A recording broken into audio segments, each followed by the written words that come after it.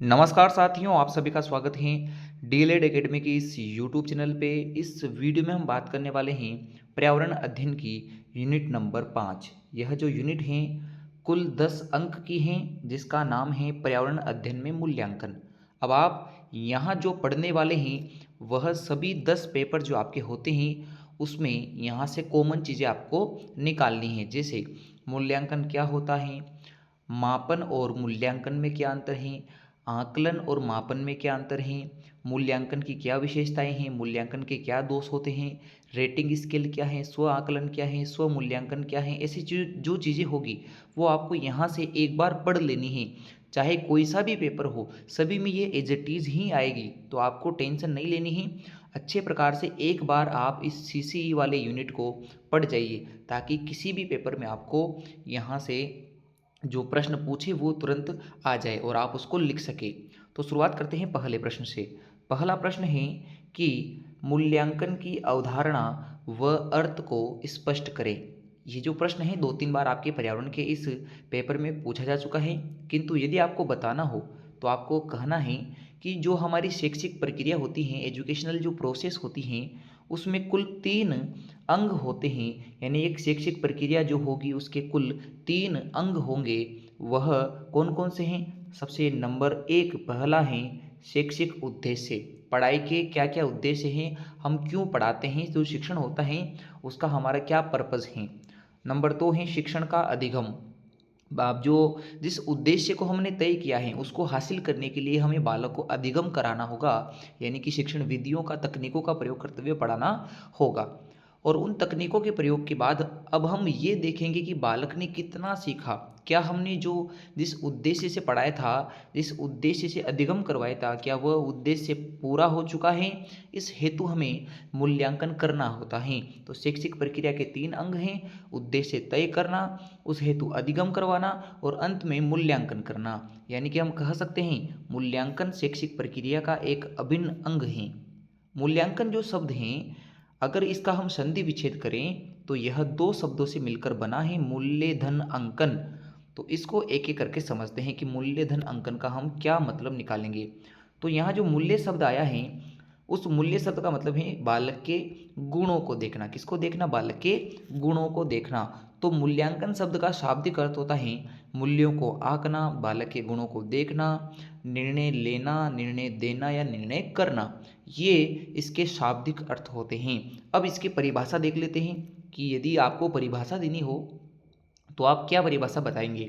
तो इसमें परिभाषा बहुत सिंपल है कि आपका मूल्यांकन वह है जिसके द्वारा, जिसमें बालक द्वारा जो अनुभव ग्रहण किया गया है, जो उसने ट्रेनिंग ली है, जो उसने प्रशिक्षण लिया है, उससे जो ज्ञान प्राप्त हुआ, वह ज्ञान बालक ने किस सीमा तक, किस हद तक ग्रहण किया है, इसका पता हमें किससे लगता है?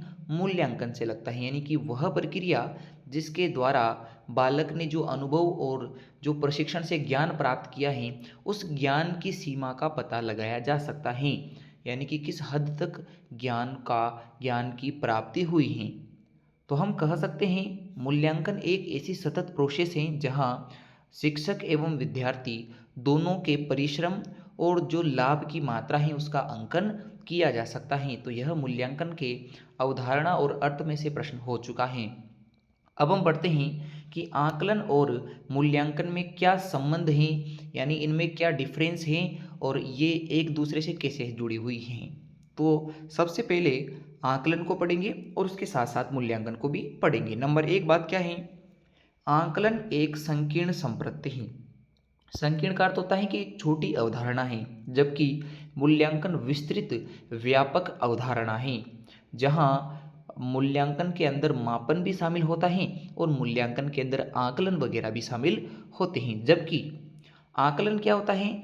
आकलन में अधिगम यानी जो सिखाना है उसके उद्देश्यों की सफलता या असफलता की मात्रा का मात्र अनुमान लगा सकते हैं कि हमने जिस उद्देश्य से अधिगम करवाया है, जिस उद्देश्य से पढ़ाया है, क्या उस चीज़ में हम सफल हुए या नहीं हुए।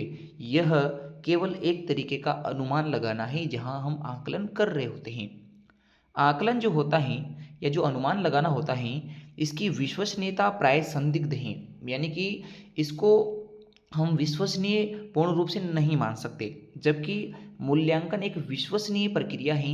अब ये किस प्रकार से है इसको हम आगे समझेंगे। अभी आप इतना समझिए कि आकलन या जो हम आंकते हैं या अनुमान लगाते हैं वह पूर्ण रूप से आपके क्या नहीं है, आपके विश्वसनीय प्रोसेस नहीं है। अब अगले दो बिंदुओं को देखते हैं। अगला हमारा बिंदु है कि जो आकलन होता है उसका प्राथमिक यानी मुख्य उद्देश्य है कि जो संबंधित अवधारणाएं हैं जो हमें सिखानी थी उसके बारे में बच्चों ने किस स्पष्टता से सीखा और उनमें क्या भ्रांतियां हैं उस चीज़ को लेकर। तो ये चीज़ हम आकलन में देखते हैं। जबकि हम जब मूल्यांकन करवाते हैं उसमें बालक की अभिव्यक्ति की क्षमता कि वो किस प्रकार से अपने आप को कन्वे कर सकता है, उसने क्या अनुभव किया है और उसने ट्रेनिंग से क्या सीखा है, यह चीज़ का पता हम मूल्यांकन के अंदर लगाते हैं। आकलन जो होता है वह मूल्यांकन करने की आवश्यकताओं की पूर्ति हेतु जो हमें प्रमाण इकट्ठे करने हैं उसके लिए एक साधन के रूप में होता है। यानी कि हमें मूल्यांकन करने में जिन प्रमाणों की आवश्यकता होगी उन प्रमाणों का हम आकलन के माध्यम से ढूंढते हैं। और इधर जो मूल्यांकन है वह एक साध्य है जिसको प्राप्त करना है, किंतु उस साध्य को प्राप्त करने के लिए आकलन साधन की आवश्यकता होगी। आकलन एक साधन है तो साधन की आवश्यकता साध्य को प्राप्त करने के लिए होती है। तो यह हमने आकलन और आपके मूल्यांकन में डिफरेंस समझ लिया है। अब हम अगले प्रश्न की ओर बढ़ते हैं। अगला हमारा प्रश्न है कि मापन और मूल्यांकन में क्या अंतर है। कि मापन भी एक तरीके का हिस्सा है मूल्यांकन का, जिस प्रकार आकलन हिस्सा था, तो हम मापन और मूल्यांकन में अंतर समझते हैं। पहली बात वो है कि मापन एक समय विशेष में किया जाता है, यानी कि साल के अंत में जब परीक्षा होती है उसके बाद ही हम मेजरमेंट करके अंक देते हैं, तो वह तो मापन कहलाता है। और मूल्यांकन सतत होता है, यानी कि आकलन जब हम बीच बीच में करते हैं तो वह भी एक तरीके का मूल्यांकन ही है। यानी आकलन जो है समय विशेष में नहीं है, यह एक सतत प्रक्रिया है जो लगातार चलती रहती हैं, वर्ष भर चलती रहती हैं। जबकि वर्ष के अंत में जो परीक्षा होने का परिणाम आता है वह मापन है। तो मापन तो एक समय विशेष में होता है, जबकि आकलन के माध्यम से मूल्यांकन सतत रूप से होता चला जाता है। मापन एक पक्षीय है, यहाँ केवल परिणाम देख रहे हैं, परिणाम को किस प्रकार से हम बता सकते हैं वो देख रहे हैं। जबकि मूल्यांकन बहुपक्षीय है, इसमें मापन तो है ही सही किंतु इसमें परीक्षा लेना, आपके स्व आकलन भी शामिल होता है। यानी आकलन, मापन, परीक्षा वगैरह ये जो है वह बहुपक्षीय मूल्यांकन में शामिल होते हैं। जबकि मापन जो परिणाम दर्शाता है वह केवल एक पक्षीय है। मापन एक संकुचित छोटी अवधारणा है, जबकि व्यापक अवधारणा हो जाती है आपके मूल्यांकन। व्यापक केवल मात्रात्मक है, संख्यात्मक है, परिणाम को दर्शाता है। जबकि आपके मूल्यांकन संख्यात्मक यानी कि मात्रात्मक तो है ही सही, इसमें गुण भी देखे जाते हैं, यानी कि मूल्यांकन में गुण और मात्रा दोनों देखी जाती हैं, जबकि मापन में केवल मात्रा देखी जाती हैं। अगला हम बिंदु देखते हैं। जो मापन होता है वह अपरिवर्तनीय है, एक बार रिजल्ट आने के बाद उसमें परिवर्तन नहीं कर सकते। जबकि हम बीच में जब आकलन कर रहे होते हैं, छोटे छोटे टेस्ट लेके या बच्चे के बीच बीच में हम चीज़ें उससे पूछ पूछ के जब हम देख रहे होते हैं कि क्या कमियां रह गई हैं, उनको सुधारा जा सकता है। यानी कि मूल्यांकन परिवर्तनशील होता है। गुणों को संख्यात्मक रूप में प्रकट करता है। जो बालक के गुण थे उसको हम ग्रेड के रूप में या अंक के रूप में, संख्या के रूप में प्रदर्शित करते हैं, यही मापन है। जबकि गुणों को आकलित करना ही मूल्यांकन कहलाता है। गुणों का हम ये देख रहे हैं कि क्या वो गुण जो उसमें होना चाहिए उसने सीखा या नहीं, ये चीज़ हम आकलन में देखते हैं या मूल्यांकन में देखते हैं। इसमें यानी एक अच्छे आपका जो मूल्यांकन होता है उसके अंदर वैधता भी होती है, विश्वसनीयता भी होती है, वस्तुनिष्ठता आदि पाई जाती हैं, जबकि ये गुण मापन में नहीं है। अब ये वैधता, विश्वसनीयता, वस्तुनिष्ठता क्या है, इसको भी एक एक करके समझते हैं। देखिए, आप किसी भी चीज़ को रट के जा सकते हैं, किंतु हमारे पढ़ाने के बाद यदि आप इसको पढ़ के जाते हैं तो आपको वो चीज़ ऑलरेडी याद रहती है, आप भूलते नहीं हो। अब हम मूल्यांकन की क्या विशेषता है और मूल्यांकन के क्या दोष है उसको समझते हैं। तो जो विशेषताएं मैं आपको यहाँ बताऊं उनमें से 4 विशेषताएं और आप 4 दोष लिख सकते हैं, एक बड़े प्रश्न जो आपके पूछे जाएंगे। अब हम एक छोटा सा यहाँ कॉमन पॉइंट देखते हैं कि जिस प्रकार आकलन मूल्यांकन का एक हिस्सा है उसी प्रकार मापन भी, जो मापन होता है वह भी आपके मूल्यांकन का ही एक प्रकार का हिस्सा या अंग है। सबसे पहले मूल्यांकन की विशेषता में हम जान रहे हैं वैधता। वैधता को अंग्रेजी में कहते हैं वैलिडिटी। जिस प्रकार मोबाइल में हम केवल 30 दिन, 56 दिन, 84 दिन इस प्रकार का एक रिचार्ज करवाते हैं तो वो उतने ही दिन तक चलता है, उतने ही दिन तक वैलिड रहता है। तो हम यहाँ भी ऐसे समझ सकते हैं कि हम जिस चीज़ के लिए परीक्षा ले रहे हैं, जिस चीज़ को जांचना चाहते हैं, क्या आपने उसी से संबंधित प्रश्न पत्र तैयार किया है या उसी से संबंधित मूल्यांकन किया है। तो मूल्यांकन का वह पक्ष जहाँ हम जिस चीज़ को जानना चाहते हैं बस उसी का मूल्यांकन करवाया जाए तो यह वैधता कहलाती है। यानी जिस विषय वस्तु का हम चाहते हैं मूल्यांकन करना उसी का मूल्यांकन किया जाए तो यह मूल्यांकन की वैधता कहलाती है। आगे बढ़ते हैं अगले आपके मूल्यांकन की विशेषता पे। अगले मूल्यांकन की विशेषता को कहते हैं विश्वसनीयता, बोले तो रिलायबिलिटी, कि हम विश्वसनीय हैं या नहीं हैं। कैसे करके समझते हैं कि एक ही चीज़ को आप कितने भी व्यक्तियों से जांच करवाए उसका परिणाम प्रत्येक परिस्थिति में यथावत रहेगा, उसमें बदलाव नहीं होगा। यानी कोई भी एक परीक्षा लो या एक विषय वस्तु को जांचो और बार बार अलग अलग व्यक्तियों द्वारा जांचने पर भी उसमें कोई बदलाव नहीं आएगा, परिणाम प्रत्येक बार समान आएगा, यह विश्वसनीयता कहलाती है। और ये विश्वसनीयता न तो आकलन में होती हैं और न ही मापन में होती हैं, यह सिर्फ मूल्यांकन में पाई जाती हैं। आगे हम समझते हैं अगली विशेषता को। अगली विशेषता है वस्तुनिष्ठता। क्या होती है ऑब्जेक्टिविटी। ऑब्जेक्टिविटी को हम कह सकते हैं यथार्थता, यानी कि जो शिक्षक होता है वह अपनी रुचि से बालकों को नंबर प्रदान न करे, अगर बार बार चेक कर रहे हैं तो नंबर सेम आए। यानी कि ऐसी परीक्षा जिसमें शिक्षक की रुचि का फर्क बालक के परिणाम पे न पड़े तो यह वस्तुनिष्ठता कहलाती है। इसीलिए आजकल OMR बेस्ड पेपर करवाए जाते हैं, वस्तुनिष्ठ प्रश्न पत्र तैयार करवाए जाते हैं जिनमें 4 ऑप्शन होते हैं ताकि चेक करने वाला मन मर्जी से बालक के नंबर न काट सकता है न जोड़ सकता है, तो यह वस्तुनिष्ठता कहलाती है। अगला है व्यवहारिकता। व्यवहारिकता क्या है।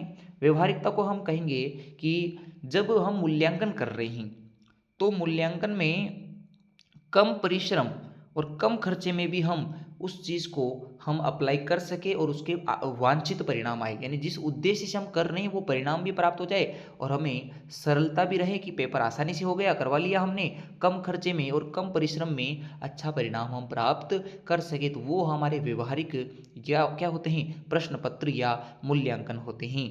अब हम अगली विशेषता को देखते हैं। देखिए इनमें से आपको केवल 4 लिखनी है, मैं तो आपको समझाने की दृष्टि से इस प्रकार से लिख रहा हूँ कि तो आपको इनमें से कोई 4 बिंदु चूज करने हैं और 4 दोष लिखने हैं। ये मूल्यांकन की विशेषता और कमियां हो जाती हैं। उद्देश्य मूलकता क्या होती है कि मूल्यांकन में सबसे इम्पोर्टेंट है उसका उद्देश्य, कि हमें मूल्यांकन क्यों करना है, किस हेतु करना है, किस सीमा को, विज्ञान की किस सीमा को चेक करने के लिए करना है।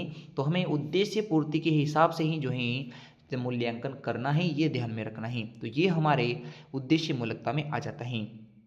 फिर अगला हमारे हैं विभेदकारिता, यानी कि हमें ये ऐसा टेस्ट बनाना है जहां उस टेस्ट से 3 प्रकार के बालक निकल के आए।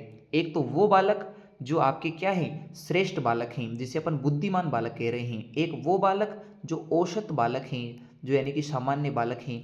एक वो बालक जो कमज़ोर हैं, यानी कि 3 तरह के बालकों की श्रेणियां प्राप्त होगी। और यह एक अच्छे मूल्यांकन की विशेषता है जहां हमें 3 तरह की श्रेणियां प्राप्त होती है बालकों की, श्रेष्ठ, औसत और कमज़ोर बालक।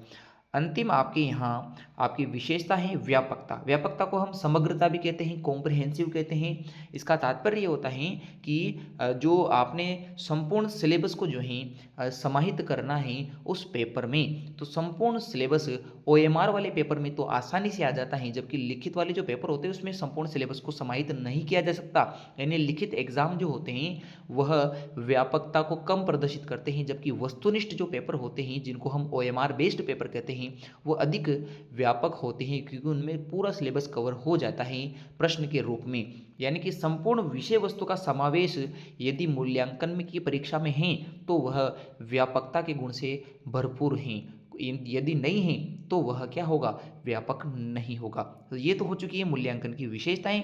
अब हम मूल्यांकन की कमियों को देख लेते हैं, आगे हम देख लेंगे। पहले हम मूल्यांकन के बारे में कुछ जो उपकरण है उसको समझते हैं, फिर इसकी कमियों को भी साथ के साथ देखते हुए चलेंगे। जैसे कई बार प्रश्न आता है कि बताइए आकलन के तरीके कौन कौन से हैं। तो आकलन के विभिन्न तरीके हैं। जब यदि आकलन के प्रकार आपसे पूछे तो आप इन प्रकारों को जरूर लिखिए। सबसे पहला होता है स्व आकलन, सेल्फ असेसमेंट। इसमें क्या होता है कि शिक्षक द्वारा बच्चों को ऐसे अवसर प्रदान किए जाए जहां बच्चों में स्वयं की प्रगति को लेकर, स्वयं के कार्य और व्यवहार, रुचि, ज्ञान आदि के बारे में लेकर आकलन की योग्यता उत्पन्न हो, तो वह स्व आकलन कहलाता है। अगला है सहपाठी आकलन। इसमें क्या होता है कि बच्चे दूसरे बच्चों के ज्ञान, अभिवृत्ति, कौशल आदि का आकलन करते हैं, तो यह सहपाठी द्वारा दूसरे विद्यार्थी का किया गया आकलन कहलाता है। फिर है समूह आकलन, पीर असेसमेंट। इसमें क्या होता है कि एक शिक्षक विद्यार्थियों के एक समूह को गतिविधि देता है और उस गतिविधि करने के दौरान उनके सीखने यानी ज्ञान और उनकी प्रगति, प्रोग्रेस का आकलन करेगा। और इसमें इस चीज़ का उत्तर मिलता है कि समूह में बालक कार्य कर पाया या नहीं कर पाया, क्या उसने खुद से कार्यों की पहल की है या नहीं की है, क्या वह समूह में कार्य करने के दौरान दूसरे सहपाठियों की सुन रहा है या नहीं सुन रहा है। समूह आकलन के इस हिस्से हैं।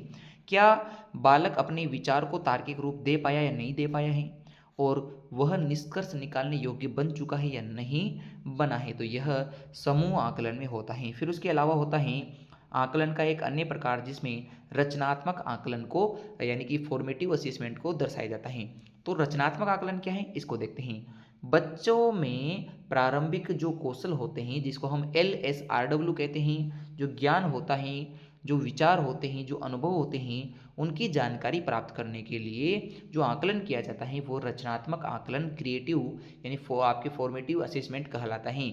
इसका उद्देश्य ये है कि जो हम कोई भी अवधारणाएं करवा रहे हैं, या आपके पर्यावरण आपको लिखना पड़ेगा कि पर्यावरणीय जो अवधारणाएं हैं उनको हम किस प्रकार से सिखाना शुरू करें और कहाँ से शुरू करें ताकि बच्चों को जानकारी मिल जाए। और अगला है कि शिक्षक द्वारा जो पर्यावरणीय अवधारणा है उसको सिखाने में योजना बनाने की हेल्प मिल जाएगी। और जो विशेष आवश्यकता वाले बच्चे हैं, जो कमज़ोर बच्चे हैं, उनकी भी हमें यहाँ पहचान मिल जाएगी कि वो बच्चे क्रिएटिव नहीं हैं। आपको ये गणित की जगह पे पर्यावरण लिख नहीं लाएं, क्योंकि ये सब्जेक्ट के हिसाब से हिंदी होगा तो हिंदी लिख लेंगे, गणित होगा तो गणित लिख लेंगे, पर्यावरण होगा तो पर्यावरण लिख लेंगे। तो इसमें आपको ज़्यादा डाउट नहीं करना है। बस आपका पॉइंट क्या है कि रचनात्मक आकलन किस प्रकार से होता है कि बच्चों में हम प्रारंभिक रूप से कौशल, ज्ञान, विचार, अनुभव आदि को हम जानकारी लेना चाहते हैं, तो रचनात्मक आकलन करेंगे। फिर अगला आकलन, रचनात्मक आकलन के प्रकार भी हैं कि औपचारिक रूप से और अनौपचारिक रूप से। औपचारिक का मतलब क्या है कि जो घर पे, औपचारिक का मतलब जो शिक्षक द्वारा किया जाए या स्कूल में सहपाठी करे या वो खुद का कर सकता है, तो ये जो हैं आपके औपचारिक और अनौपचारिक आकलन कहलाते हैं। तो औपचारिक आकलन में तो स्कूल में होता है और अनौपचारिक आकलन घर या समाज में होता है। रचनात्मक आकलन प्रभावी क्यों होता है, क्योंकि रचनात्मक आकलन जब हम करते हैं तो वहाँ हमें फीडबैक मिलता है कि हमें क्या चीज़ और यहाँ अच्छी कर सकते हैं बच्चों को सिखाने के लिए। तो जो सुझाव हैं और जो प्रतिपुष्टि हैं वह रचनात्मक आकलन में मिल जाती हैं। अब हम दूसरा आकलन देखते हैं जिसको हम समेटिव असेसमेंट कहते हैं, यानी योगात्मक आकलन, संपूर्ण आकलन कहते हैं। यह आकलन लिखित परीक्षा के माध्यम से लिया जाता है, यानी कि अधिगम के संदर्भ में जो आकलन करवाया जाता है वह योगात्मक आकलन कहलाता है। यह क्रियाकलाप के अंत में या सत्र खत्म होने के अंत में या यूनिट समाप्त होने के अंत में किया जाने वाला, लिखित रूप से पेपर लिया जाने वाला योगात्मक आकलन होता है। इसमें फ़ायदा क्या होता है कि बालक ने क्या क्या अचीव किया है एजुकेशनल रूप से वो पता लग जाता है। बालक के एटीट्यूड और उसके जो पर्सनल उसके गुण हैं उसका यहाँ अंदाज़ा लग जाता है। और जो बच्चे की जो संपूर्ण जानकारी है जो उसने ग्रहण किया है ज्ञान, उसकी भी जानकारी हो जाती है। और यहाँ से प्राप्त सूचनाओं का उपयोग हम विभिन्न क्षेत्रों में अनुमान लगाने में या भविष्य के लिए कर सकते हैं। जो एक तरीके से लिखित परीक्षाएं होती है अर्धवार्षिक, वार्षिक, वो योगात्मक आकलन में होती हैं, जहाँ उस रिजल्ट को देखते हुए हम आगे की योजनाएं बना सकते हैं। इसके अलावा होता है व्यक्तिगत आकलन। व्यक्तिगत आकलन क्या है कि शिक्षक किसी बच्चे का आकलन उसके द्वारा किए जाने वाले क्रियाकलाप के दौरान करेगा। यानी शिक्षक ने आपको काम दिया और उस दौरान शिक्षक आपको ऑब्जर्व कर रहा है, अवलोकन कर रहा है और आपको पर्सनल रूप से देख रहा है, तो ये आपका व्यक्तिगत यानी पर्सनलाइज असेसमेंट होता है। अगला है साक्षात्कार यानी कि इंटरव्यू। इंटरव्यू में क्या होता है कि बच्चों से व्यक्तिगत रूप से बातचीत करेगा, उससे प्रश्न पूछेगा और फिर वहाँ से अवलोकन करते हुए शिक्षक आपके बारे में पता लगाता है कि क्या बालक अच्छा है सीखने में या उसने अभी कमज़ोर तरीके मतलब अच्छे से नहीं सीखा यानी वो सीखने में कमज़ोर हैं, तो यह इसकी जानकारी ली जा सकती है कि बालक अच्छा है या कमज़ोर हैं। फिर अगला है अवलोकन, ऑब्जर्वेशन। ऑब्जर्वेशन क्या होता है? यह आकलन में सबसे अच्छी टेक्निक है, प्रविधि है, जिसका अधिगम की प्रक्रिया के दौरान यूज़ किया जाता है कि बालक जो गतिविधियां करता है प्रार्थना सभा में, खेल खेलते समय, बाल सभा के दौरान, कल्चरल एक्टिविटी करने के दौरान, राष्ट्रीय पर्व या जयंती मनाने के दौरान, उस समय उसको देखा जाएगा कि वह अच्छे प्रकार से भागीदारी निभा रहा है, क्या वह सहयोग कर रहा है, क्या उसके अंदर ऐसी भावनाएं हैं जो दूसरों को प्रेरित कर सके। इन चीज़ों को अगर हम देख रहे हैं तो वही हमारा ऑब्जर्वेशन अवलोकन कहलाता है। यानी आकलन में सबसे महत्वपूर्ण घटक यही होता है। तो आकलन से संबंधित सारे प्रश्न हम पढ़ चुके हैं। अब हम बढ़ते हैं अगले प्रश्न की ओर। अगला प्रश्न यदि आपसे पूछे कि बताइए चेकलिस्ट क्या होती हैं और चेकलिस्ट किस प्रकार से यूज़ की जाती है, उसका उपयोग क्या है, तो चेकलिस्ट क्या है पहले तो समझते हैं। शिक्षण अधिगम यानी जो सीखने सिखाने की प्रक्रिया होती है उसके दौरान बालक का जो विशिष्ट व्यवहार होता है, जो बालक स्पेशल रूप से बिहेवियर करता है, जो अच्छा क्रियाकलाप करता है, उसकी जानकारी को एक सुव्यवस्थित तरीके से उतारना ही चेक लिस्ट कहलाता है। अभी चेक लिस्ट किस प्रकार से उपयोगी है इसको समझते हैं। चेक लिस्ट एक सटीक जांच की सूची है जो जो कि किसी प्रक्रिया के लिए आवश्यक सभी चरणों की पहचान करने में, यानी कि जिस प्रोसेस को हम जानना चाहते हैं उसके स्टेप्स को हम यहाँ सटीक रूप से प्राप्त कर सकते हैं। बच्चों के विशिष्ट अधिगम क्षेत्र की, वो किस क्षेत्र में अच्छा सीख रहे हैं उसको भी यहाँ पता किया जा सकता है। और विशिष्ट क्षेत्र के जो कौशल हैं उस क्षेत्र विशेष जिसमें वो अच्छा है उसमें उसके क्या स्किल्स यूज़ हो रहे हैं उसको भी यहाँ हम देखते हैं। तो ये है चेक लिस्ट। ऐसा ही एक होता है पोर्टफोलियो। अब पोर्टफोलियो में क्या होता है? पोर्टफोलियो को हम कह सकते हैं कि जो बालक सत्र के दौरान, पूरे सत्र के दौरान जो काम करता है लिखित रूप से, उन सभी कार्य अनुभवों का संग्रहण ही पोर्टफोलियो कहलाता है। अब यहाँ आप ऐसा लिखिए कि पोर्टफोलियो बालकों में पर्यावरणीय कार्यों के अनुभवों का संग्रह है, या हिंदी के कार्यों का संग्रह का अनुभव है, या गणित के कार्यों का संग्रह अनुभव है। तो कुछ कुछ शब्द चेंज करेंगे, बाकी चीज़ें वैसी की वैसी हैं। कि पोर्टफोलियो क्या होगा कि पोर्टफोलियो वो है कि जो उसने साल भर लिखित में काम किया है उस काम का संग्रह है, टीचर के पास उसका रिकॉर्ड है, वह पोर्टफोलियो है। इससे बच्चों के पूर्व विद्यालय अनुभव, यानी कि उन्होंने पूर्व में क्या सीखा है, विद्यालय से पूर्व कक्ष के दौरान क्या सीखा है, क्रियाकलाप से संबंधित क्या अनुभव ग्रहण किए हैं, उनको यहाँ लिखित रूप में प्राप्त किया जाता है। अब इसके उपयोग या फायदे क्या है इसको समझते हैं। सबसे पहला फायदा तो ये है कि यहाँ विश्वसनीय और वैधता पे फोकस किया जाता है कि हाँ जो बालक ने लिखा है वह विश्वसनीय भी है, उसको कितनी भी बार चेक करें उसका परिणाम समान आएगा और वो उसी चीज़ के लिए था जिस संबंधित पेपर लिया गया है। अगला है वर्ष भर की प्रगति का पता लग जाता है कि बालक ने क्या सीखा।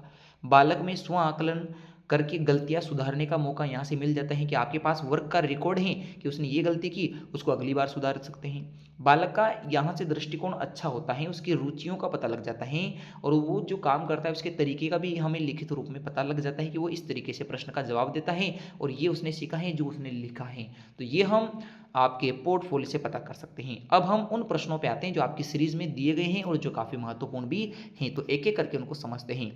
जैसे एक प्रश्न है कि सीसी बच्चों के लिए, शिक्षकों के लिए, अभिभावकों के लिए क्या महत्व रखता है उसको बताइए।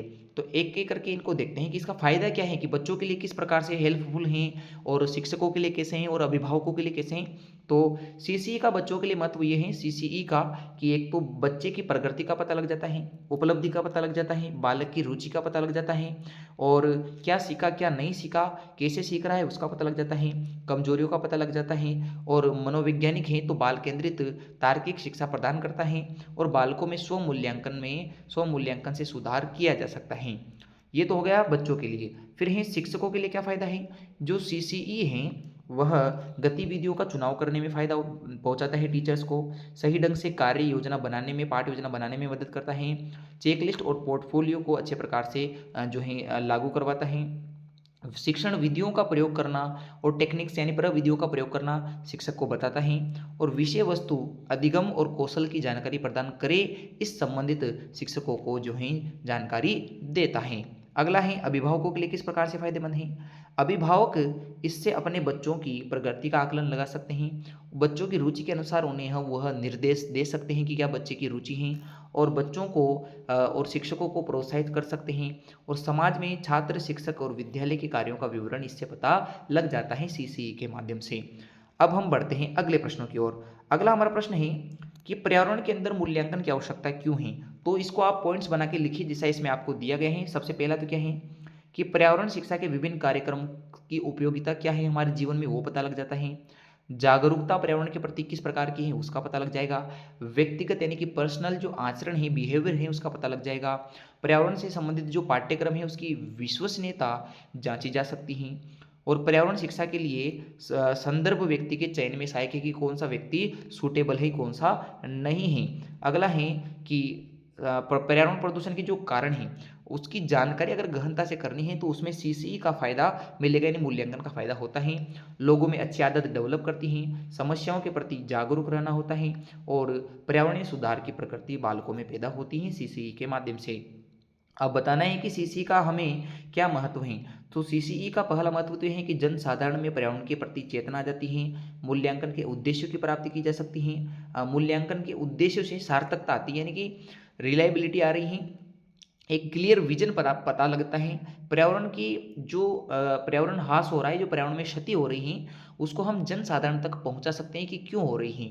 अगला है पर्यावरण के जो कार्यक्रम है उनकी जानकारी मिल जाती है, लोगों में अच्छा जीवन जीने की संकल्पना पैदा होगी, प्राकृतिक जो असंतुलन पैदा हो रहा है उसका संतुलन कैसे बनाए इसकी जानकारी मिल रही है, और पर्यावरण सुधार के कार्यक्रम इसके माध्यम से करवाए जा सकते हैं। वैज्ञानिक और अन्य स्तर पे जो राष्ट्रीय नीति निर्धारक योजनाएं हैं उनका पता लगता है। भविष्य के लिए राष्ट्रीय स्तर पे पर्यावरण के लिए क्या योजना बनाई जाएगी उसका पता लग जाता है। और विश्व में अनेक देशों में वैचारिक आदान प्रदान मूल्यांकन के माध्यम से होता है।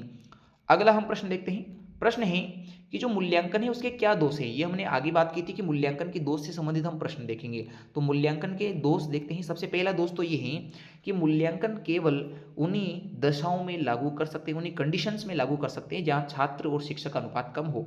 ये प्रोसेस ज़्यादा बच्चों में लागू नहीं हो सकती, क्योंकि ज़्यादा बच्चों को एक साथ ऑब्जर्व नहीं कर सकते, यानी ज़्यादा बच्चों का आकलन करना संभव नहीं हो पाता है, तो मूल्यांकन की प्रक्रिया में दिक्कत आती है। दूसरा, यहाँ टाइम बहुत लगता है, यानी टाइम कंज्यूमिंग प्रोसेस है, और इसमें धन भी यानी कि आर्थिक रूप से खर्चीला होता है। फिर है कि सतत व्यापक मूल्यांकन के माध्यम से, यानी मूल्यांकन से बालक के अधिक अंक प्राप्त कर लेते हैं जो सिफारिशी होते हैं, यानी कि कई बार बालकों के अधिक अंक प्राप्त होते हैं और उन पे टीचर का इनका जो है हाथ होता है पीछे की, अच्छे अंक मिल गए हैं।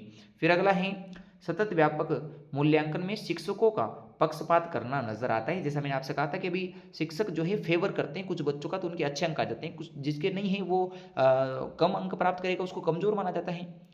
और यहाँ भाई भतीजावाद भी चल रहा है कि अपने को तो फायदा है और दूसरों को नुकसान पहुंचाते हैं, यानी कि जो अपने करीबी हैं उनको कम मेहनत में भी अच्छे अंक दे दिए जाते हैं, या कम मेहनत का परिणाम अच्छा हो गया और दूसरों के लिए परिणाम अच्छा नहीं है। अगला है आपसी सहयोग के बिना यह प्रणाली बिल्कुल भी काम की नहीं है। तो ये इसके दोष हैं जो आपको अच्छे से समझ में आ गए होंगे। फिर बढ़ते हैं अगले प्रश्न की ओर। अगला प्रश्न है कि सीसीई के अंदर रेटिंग स्केल का प्रयोग किया जाता है, तो वो रेटिंग स्केल क्या है और उसके उपयोग क्या हैं उसको समझना है।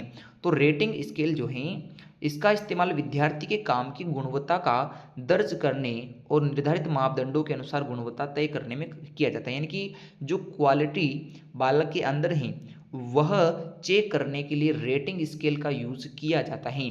और यह बालक के विकास के सभी पहलुओं का, बहुत सारे पहलुओं का वर्णन करता है, और यहाँ व्यक्तिगत रूप से और समूह में दोनों तरीके से आकलन करके रेटिंग स्केल का पता लगाया जा सकता है।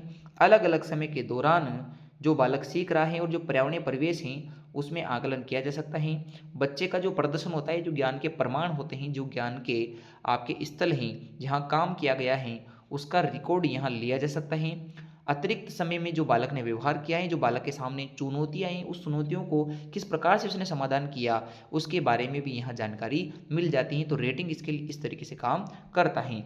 अब हम देखते हैं कि जो संचयी रिकॉर्ड होता है, जो एनेक्डोटल रिकॉर्ड होता है, इसको एनेक्डोटल या एनेक्डोटल रिकॉर्ड के नाम से पूछा जाता है। तो यहाँ तो आपके संचयी रिकॉर्ड कहा है और वहाँ एनेक्डोटल रिकॉर्ड कहा जाता है। तो बालक के जीवन में जो घटनाएं हुई हैं उन महत्वपूर्ण घटनाओं का विवरण यहाँ रखा जाता है। यह एक आपके कह सकते हैं वर्णनात्मक रिकॉर्ड हैं, यानी कि इसके अंदर बहुत सारे जो घटनाएं हैं बालक की, जो समय विशेष की उसने महत्वपूर्ण घटनाएं घटित की हैं स्कूल के दौरान, और तो उनका यहाँ रिकॉर्ड रखा जाता है। अब इससे क्या होता है इसको देखते हैं। तो भिन्न भिन्न विकासात्मक क्षेत्रों के बारे में सूचनाएं पता लग जाती हैं। बालक ने जो घटनाएं घटित की हैं या उससे संबंधित जो घटनाएं हुई हैं, जो जानकारियां शिक्षकों के पास है, उनसे बालक की विकास के क्षेत्रों के बारे में पता लग जाता है। बालक बालक जो होता है, यानी बच्चे जो होते हैं, उनके समाज भावनात्मक रूप से वो कैसे हैं उसका पता लग जाता है, बालक की रुचियों का पता लग जाता है, और बालक के जो संबंध है कि वो किस चीज़ से ज़्यादा जुड़ाव महसूस करता है उसके बारे में पता लग जाता है। बालक का जो मजबूत पक्ष है और जो कमजोरियां हैं उसका पता इसमें रखता है, और यहाँ प्रगति का आकलन किया जा सकता है।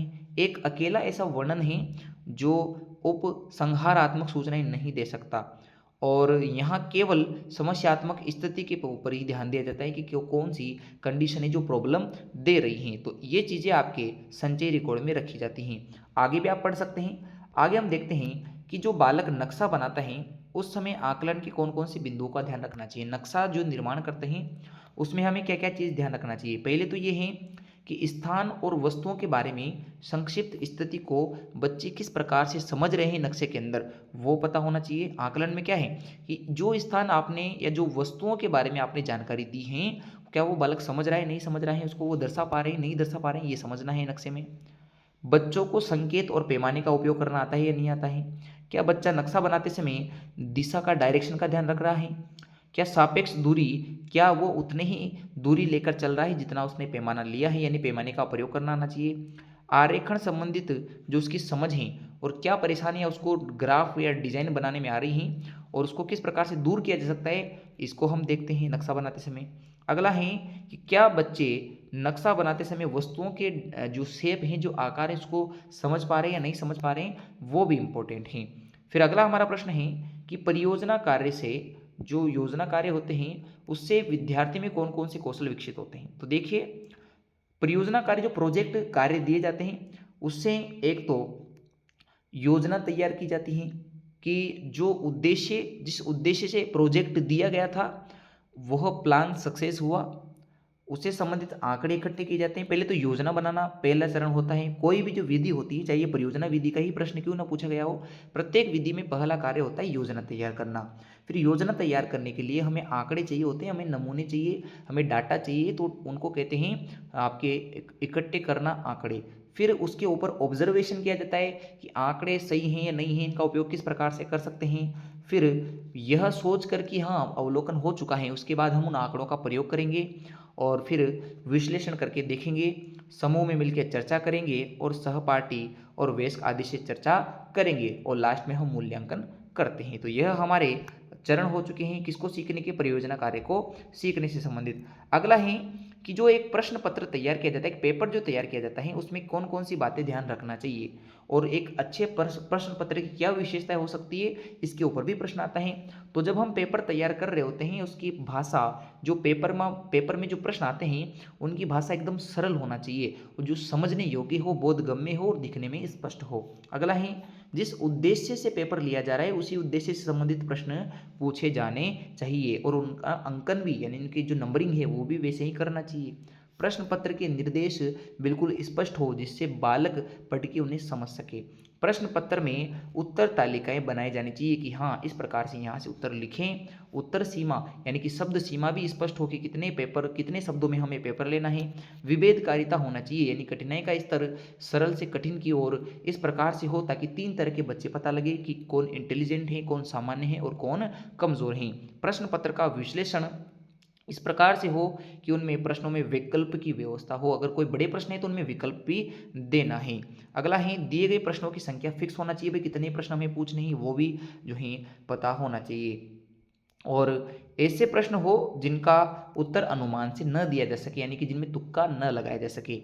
अब एक अच्छे प्रश्न पत्र की क्या विशेषता है उसको समझते हैं। जो एक अच्छा पेपर होता है उसमें जो उद्देश्य तय किए जाते हैं उसी पे बेस्ड प्रश्न होना चाहिए और विशिष्ट उद्देश्यों की प्राप्ति वह कर सके।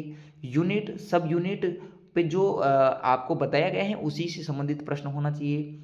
ब्लूप्रिंट पे आधारित प्रश्न पत्र हो, कठिनाई का स्तर हो, एक निश्चित स्तर होना चाहिए, सभी बिंदुओं पर बनाए गए प्रश्न होना चाहिए, उत्तर देने के लिए औसत समय हो विद्यार्थी के पास एक नॉर्मल समय तो होना चाहिए कि हाँ इतने समय में इस प्रश्न का जवाब लिखा जा सकता है, तो उस उद्देश्य से प्रश्न पत्र लिया जाना चाहिए। फिर अगला है पाठ्यक्रम में अधिकाधिक प्रकरणों को यानी कि अधिक से अधिक टॉपिक्स को कवर किया जाए। अंग्रेजी और हिंदी दोनों भाषाओं में पेपर लिखना चाहिए। जो आपकी बीएसटीसी का पेपर होता है वो दोनों भाषाओं में आता है, क्योंकि यहाँ इस गुण का अच्छे प्रश्न पत्र का उसमें गुण है और उसमें अंक भार यानी कि उसमें नंबरिंग सिस्टम अच्छे से होना चाहिए कि कौन सा प्रश्न कितने अंक का है। उसकी भाषा शैली सरल होना चाहिए। उसमें प्रश्न ऐसा नहीं हो कि पढ़ने के बाद दो दो अर्थ निकल रहे हो, प्रश्न का जवाब कौन सा देना है बालक को पता ना हो, ऐसा नहीं होना चाहिए और कटाक्ष न करने वाले प्रश्न हो। तो ये विशेषताएं हो चुकी है अच्छे प्रश्न पत्र की। अब हम अगले प्रश्न को देखते हैं। अगला प्रश्न है ब्लूप्रिंट। जो पेपर पे आधारित नमूना तैयार किया जाता है उसे हम ब्लूप्रिंट कहते हैं। और उस ब्लूप्रिंट में कौन कौन से उद्देश्यों की पूर्ति के लिए जो चीज़ें हैं वो होना चाहिए, उसका महत्व क्या है, उसके जो हैं आपको बताना है कि उसका हम प्रयोग किस प्रकार से करते हैं।